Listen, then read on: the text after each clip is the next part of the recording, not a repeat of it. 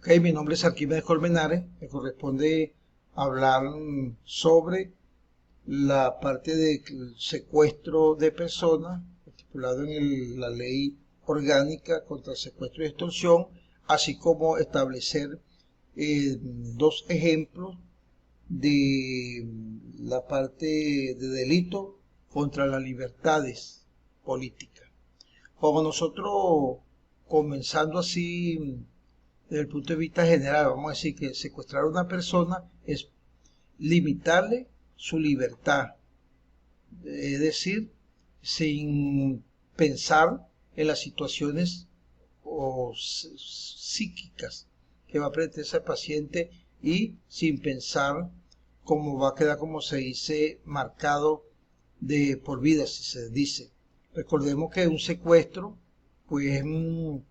resguardar a una persona fuera de su área habitual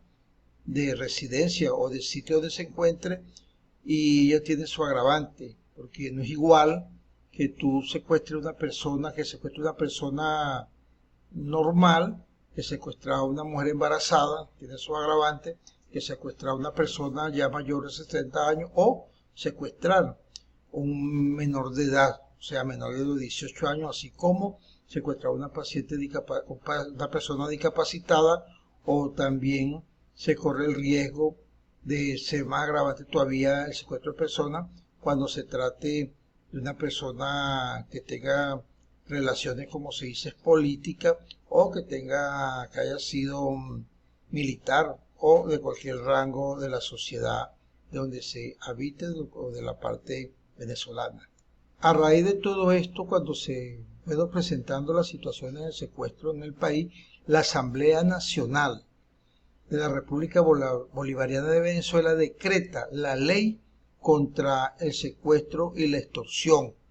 y donde señala en su capítulo número 1, en las disposiciones generales, en sus disposiciones generales, que tiene como objeto de ley es de presentar la ley para prevenir, tipificar y sancionar los delitos de secuestro, y de esa manera, por supuesto, la extorsión, y así garantizar la protección de la integridad de la víctima y de su bien. Así tenemos que el artículo 2 de esta ley orgánica contra el secuestro y la extorsión dice, en cuanto al ámbito de aplicación, ya dice que la presente se va a hacer aplicable a las personas que perpetren la conducta tipificada como delito de secuestro o extorsión en los espacios geográficos de la República Bolivariana de Venezuela. Esto que se realice contra cualquier ciudadano venezolano o extranjero, y las ciudadanas venezolanas o extranjeras también que habitan en nuestro territorio nacional, que también tienen forma de hacer sobre sus intereses o bienes que se le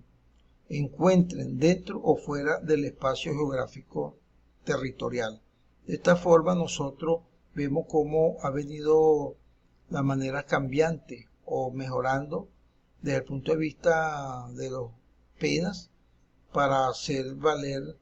el castigo sobre lo que es el secuestro de personas y la extorsión de los mismos. Ok, esta ley orgánica, en su capítulo 2 de secuestro y extorsión, en su artículo número 3, señala y dice que quien ilegítimamente prive de su libertad, retenga, oculte, arrebate o traslade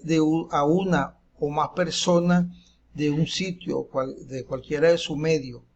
a un lugar que esté distinto a donde él se encontraba,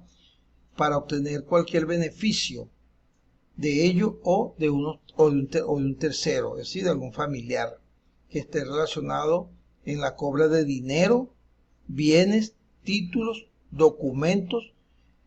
así como beneficios o acciones u omisiones que le produzcan efectos jurídicos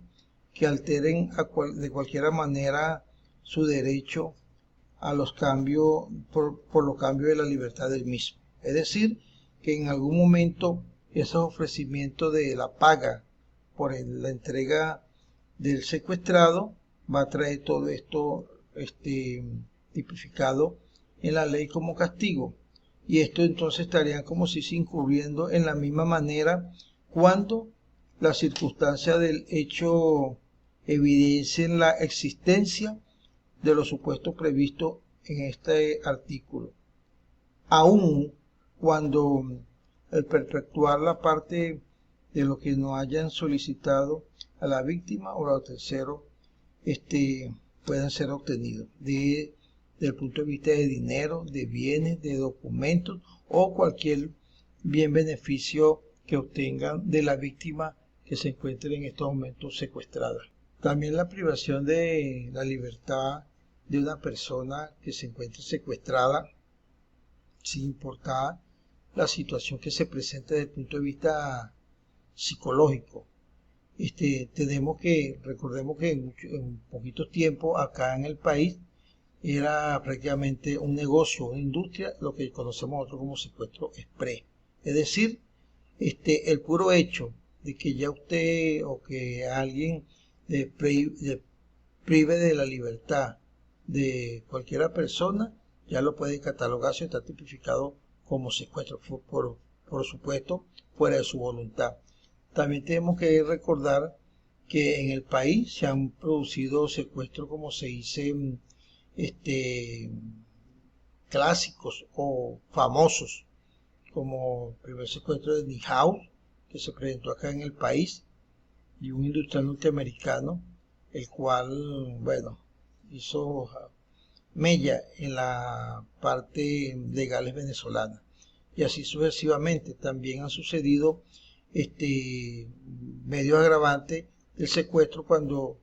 la persona secuestrada fallece. El caso del niño Vega, que fue un secuestro y se le fue la mano a los secuestradores y falleció. Y así sucesivamente han pasado cosas. Lo importante es que el Código Penal venezolano está claro en la tipificación de la ley y los castigos contra esa situación que se había venido presentando acá en Venezuela. Cuando nosotros hablamos de extorsión, nos estamos haciendo referencia de la ley orgánica contra el secuestro de la extorsión en su artículo 16, que señala que por cualquier medio que sea capaz de presentar violencia o la parte de engaño o alarma o amenaza grave contra la persona extorsionada. Nosotros tenemos que recordar que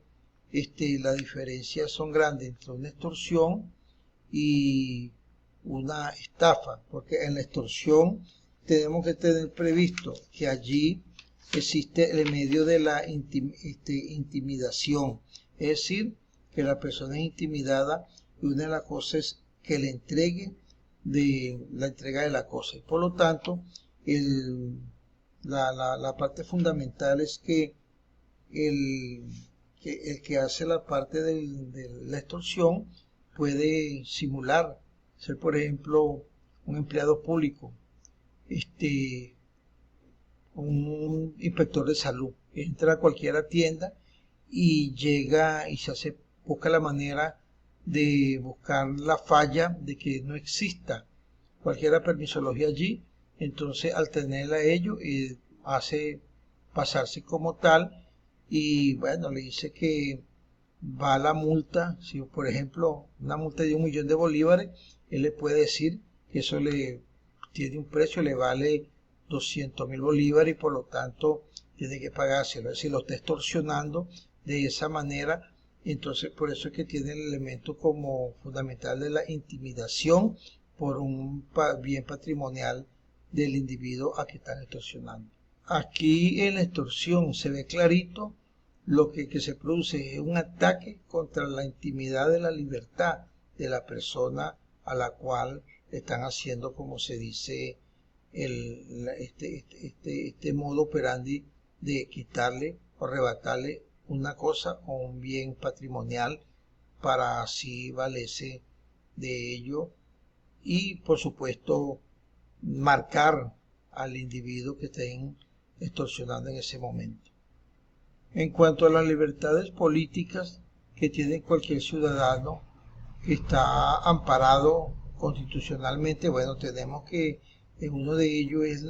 toda persona tiene el derecho de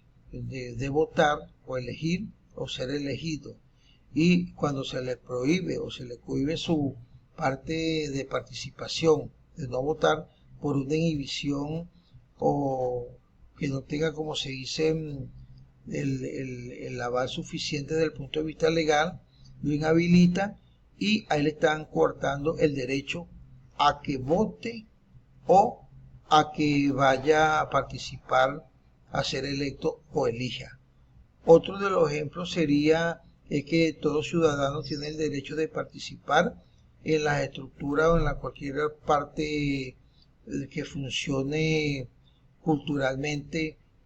como ciudadano. Se le prohíbe que participe, un ejemplo, que reclame un derecho dentro de los canales regulares de lo que permite la ley y no se le permitan. Ahí están coartando el derecho a la parte de la violación de las libertades políticas como tal. Es decir, que no tenga libre tránsito, que no tenga su derecho de ejecutar el derecho al voto, repito, o elegir, eso va contra las libertades políticas del individuo o la no participación por inhabilitación sin ninguna causa que se justifique propiamente dicho como tal, que se han visto mucho aquí en el país y los casos sobran para contar. De todas maneras, muchas gracias por su atención.